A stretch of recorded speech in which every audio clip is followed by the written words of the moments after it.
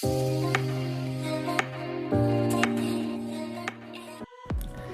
pag-aralan naman natin yung laban ng RSG versus Omega.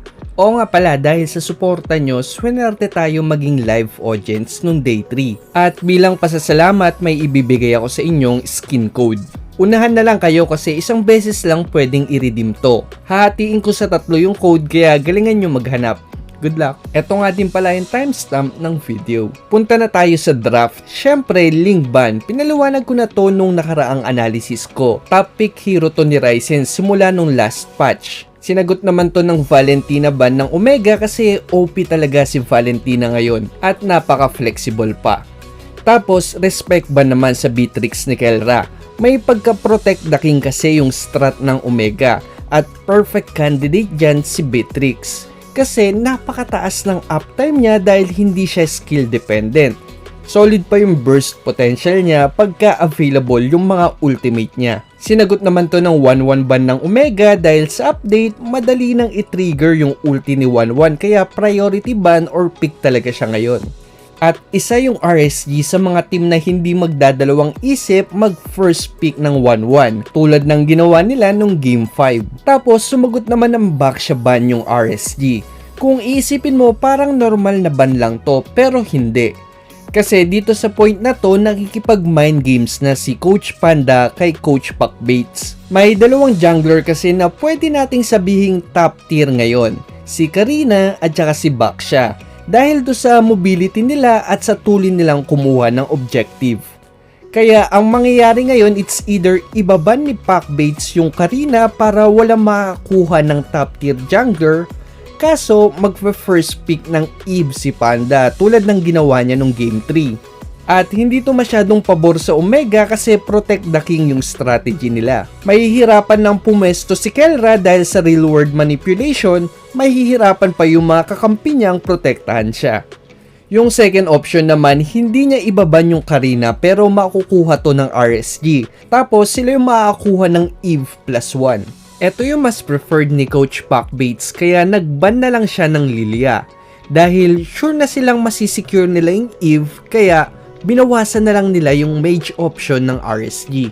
At saka iwas counter din to dun sa Balmon kasi feeling ko planado talaga ni Coach Pakbaits yung draft na to. Kaya nag first pick siya ng Balmon. Sa first phase pick naman, syempre hindi papakawalan ni Coach Panda yung Karina. Sinagot naman to ng Omega ng Eve na number 1 mage ngayon dahil sa zoning capability niya. Hirap ng pumesto yung mga marksman, hirap pang umalis sa ulti yung mga hero na walang escape dash tulad ni Karina. Tapos Balmon dahil sure na natank yung Karina, tapos open pa yung Esme at sure akong hindi papakawalan ni Coach Panda yan. Kaya kinuha na ni Coach Pakbaits yung Balmon para may finisher sila. Kasi kahit gaano pa kataas yung armor ng target ni Balmon, walang kwenta yan kasi true damage yung ulti nito. Sasagutin naman to ni Coach Panda ng Esme kasi iba talaga yung mastery ni Nat sa Esme. Ito yung Esme na gumugulpi ng Dairot.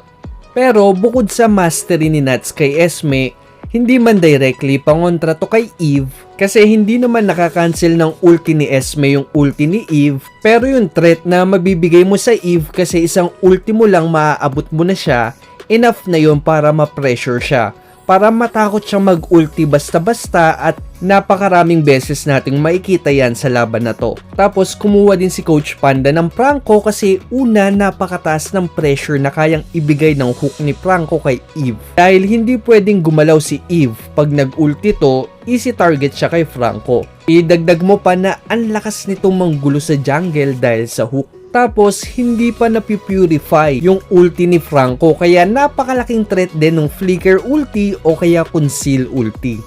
Sasagutin naman to ng Omega ng Dairot kasi technically lamang si Dairot kay Esme dahil sa skill to niya na minus 75% physical defense at yung ulti niya na naka-base sa lost HP ng kalaban.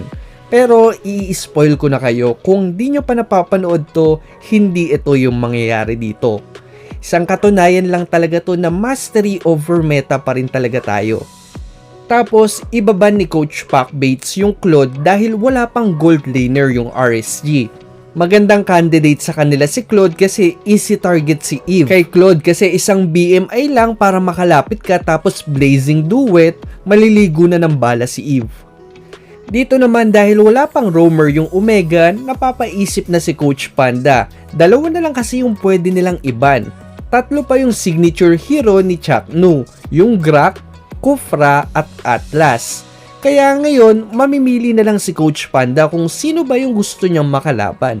Kaya binan nila yung Atlas na napakalakas manggulo lalo na sa Lord Take pag retrihan na. Sasagutin naman to ng Kagura ban ni Coach Pac Bates kasi wala pang mage yung RSG. At napakagandang pangontra ng Kagura kay Eve kasi easy target siya sa combo mo. Tapos napakadali pa para kay Kagura na cancelin yung ulti ni Eve. Skill 1, skill 2 lang, tapos skill 2 out na panakas. Si Coach Panda naman, Kufra Grak na lang yung pinagpipilian kaya binan niya na yung Grak. Tapos inuna ng piliin ni Coach Pac Bates yung Kufra para may chance pa silang mag-adjust sa gold laner nila depende sa pipiliin ng RSG. Yung RSG naman dahil ban na yung Kagura at Lilia, Savior na lang yung natira sa kanila.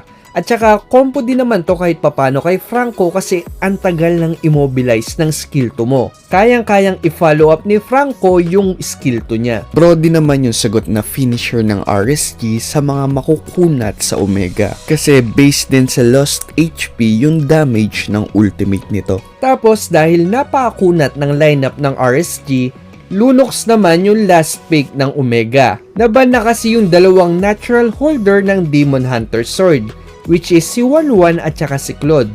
Kung magkakari naman sila dito, masyadong maiksi yung range ni Kari. Malaking chance na maharas lang siya sa laning phase. Napapaisip ka ba, paano naman yung Clint?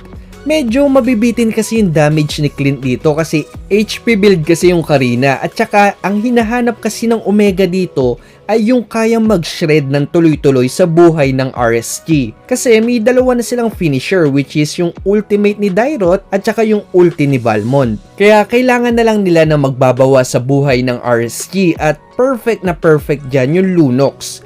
Kasi yung Chaos Assault niya based sa max HP ng target niya. Lipat na tayo sa gameplay analysis. Hindi tulad ng mga normal na Franco na nanggugulo sa purple take, si Light pumunta muna siya sa gold lane at finorce nilang mag-flicker si Kelra.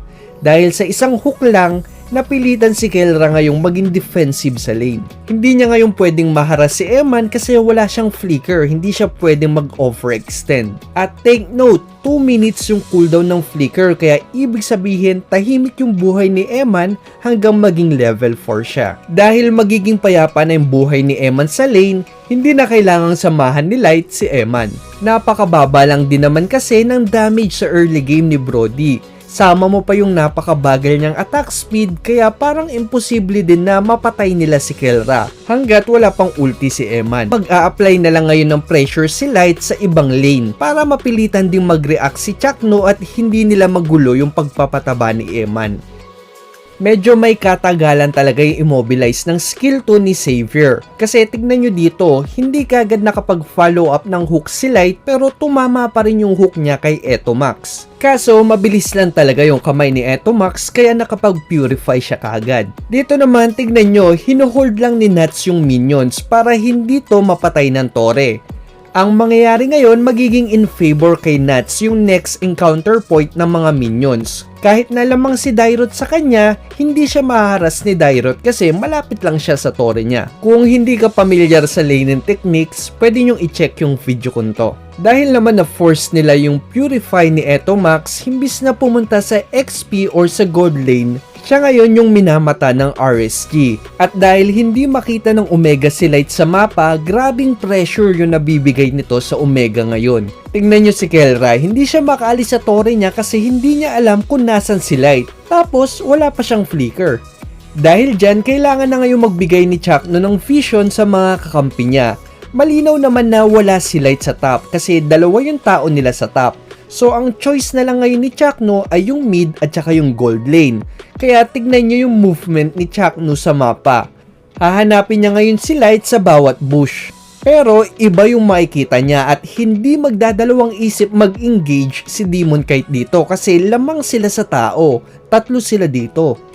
Ang ganda din ng layering ng skill ng RSG dito. Tignan nyo, pagka Ice Retry, diretso hook at immobilize combo kagad ni Franco at Xavier.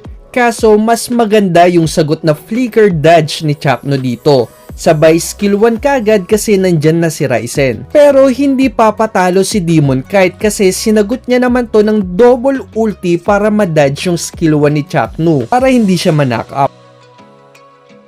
Pagkapatay kay Chakno, out na kagad yung call ng RSG dito. Syempre dahil Omega yung kalaban, napakalupit nito sa counter engage. Kaya naka-rest back kagad si Eve at Dairot at napitas pa nila si Light. Magtutuloy pa yung laban kasi darating si Nat at mafo-force nilang mag-flicker si Rencio. At tignan nyo kung paano to aabusuhin ni Nats. Dahil nakita niyang lamang siya sa XP kay Rencio, pagka 4 niya, uultihan niya kagad si Rencio. Dahil wala na tong flicker, dalawang bagay na lang yung pwedeng mangyari dito. Una, makakatakas si Rencio, pero mapipilitan tong umuwi kasi wala na siyang buhay. O kaya mapapatay niya si Rencio, pero either way, lamang yung RSG kasi kakalabas lang ng turtle. Kaya pag napauwi o napatay niya si Rencio, lalamang kagad sa turtle fight yung RSG. At ganun na nga yung nangyari dito. Bukod pa dyan, inabuso pa nila na nagpapa-level 4 pa lang si Etomax. Kaya minadali talaga ng RSG yung pagpunta sa turtle at ang ending naging 2 versus 4 yung turtle fight. Nakuha na nga nila yung turtle, napatay pa nila si Ryzen. Tignan nyo din yung ginawa ni Demon Kite dito. Pagka disengage, aagawan niya kagad ng resources si Ryzen. Sa item check na to, ang dapat lang nating i-take note ay yung pagpili ni Emma ng first item. Napaka-perfect kay Brody ng Rose Gold Meteor sa laban na to. Kasi may damage ka na, napakalaking tulong pa yung bigay nitong magic defense panlaban sa Eve at Lunox. Dagdag mo pa yung passive nito na additional shield at magic defense. Kaya hindi talaga siya mabe-burst basta-basta. Dito naman tignan nyo, 352 pa lang nakatambay na dito sa bush si Demon Kite. Inaabangan nito si Etomax. Bakit si Etomax? Malaking threat kasi talaga yung bigay ng ulti ni Eve kasi lalabas na yung turtle. Kaya ang goal sana nila dito ay mapoke nila si Etomax para mapauwi nila to, o kung hindi man nila mapauwi, at least mabawasan nila yung buhay nito to the point na mag-aalangan na tong gumamit ng ulti niya basta-basta. Kaya kung makikita nyo kahit na may ulti si Demon Kite dito, hindi niya to ginamit basta-basta kasi ang call lang dito, i-poke si Etomax. Napakalahati nila yung buhay ni Etomax dito kaya tignan nyo, ma-awkward na si Etomax sa pwestuhan niya kahit na available yung ulti niya.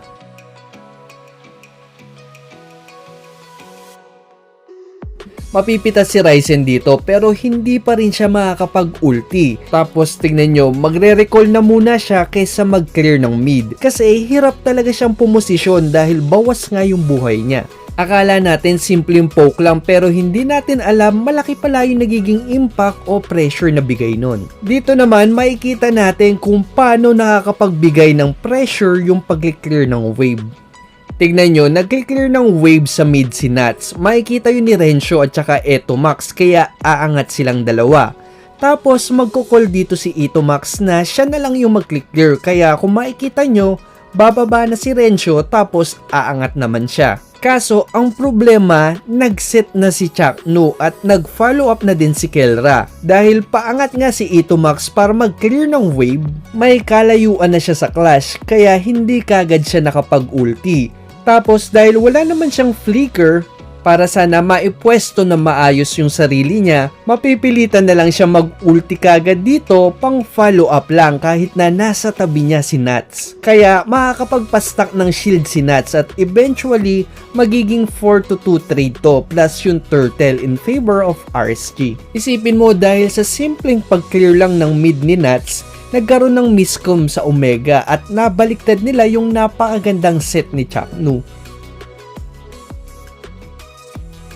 Dito naman nadali sila ni Nat sa masikip na iskinita. Tatlo yung nahuli niya, tapos si Eman naman ginamit yung wall pang protection sa kanya habang pumipreheat siya. At dahil nasa masikip na iskinita nga silang lahat, hindi sila makakailag sa ulti ni Xavier. Ang kagandahan na lang dito, nakuha ni Ryzen yung Lord at alam na alam ng Omega kung paano ite-take advantage yung mga gantong opportunity, lalong-lalo na sa late game. Kaya tignan nyo, kahit nakakatalo lang nila ng 4-for-1 trade kanina, magfo-full force sila kasama yung Lord. Tapos tignan nyo, ang ganda ng skill 1 flicker ni Chakno dito. Kaso na-counter siya ni Light ng hook flicker. Pero ang galing talaga mambigla ng Omega kasi gulat na gulat yung RSG dito, sirang-sira yung formation nila. Ang layo ng mga frontliner nila tapos napasok na ng Omega yung mga damage dealer nila. Dahil sa play na to, nakakuha sila ng isang tore sa bot tapos isang tore din sa mid.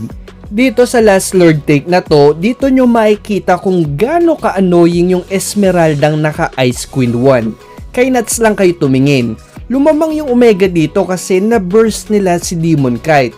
Tapos nakapag-back pa si Ryzen. Pero tignan nyo kung paano guguluhin ni Nuts yung formation ng Omega. To the point na magkakahiwa-hiwalay na sila at mahihila pa ni Light si Kelra.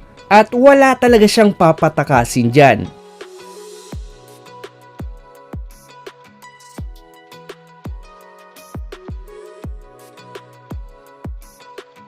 Yun na lang muna sa ngayon. May request ba kayong match na gusto nyong ipa-analyze? Comment nyo na lang sa baba. Salamat sa panonood.